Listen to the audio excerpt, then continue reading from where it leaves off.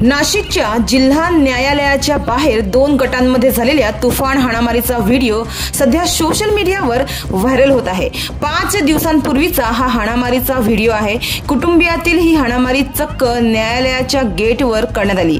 न्यायालयाच्या गेटवर कौटुंबिक वादातून सासू सून आणि कुटुंबियांमध्ये जोरदार हाणामारी आणि बाचाबाची झाली।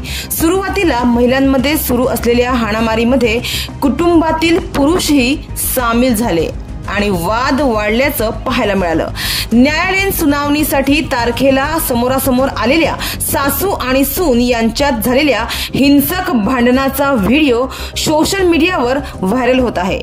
नाशिकच्या जिल्हा न्यायालयाच्या प्रवेशद्वारावर झालेलं हे भांडण पाहून तिथल्या लोकांना मोठा धक्का बसला होता।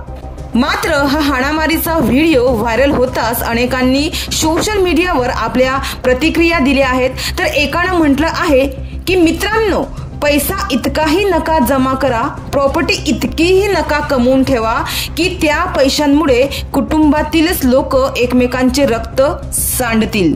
किती भयानक! ही सत्य घटना आपल्याच नाशिक जिल्ह्यातील असून ती देखील चक्क नाशिक जिल्हा न्यायालय गेट समोर सख्खे भाऊ पैशांसाठी आणि हिस्से वाटणीसाठी एकमेकांना निर्दयीपणे मारहाण करीत आहे, अशा आशयाची पोस्ट सोशल मीडियावर व्हायरल झाली आहे। मात्र हा व्हिडिओ पाहून अनेकांना प्रश्न पडला आहे की जमिनी पुढे, प्रॉपर्टी पुढे नात्याचं महत्त्व काहीच राहिलं नाही का, असा प्रश्न अनेकांना पडला आहे।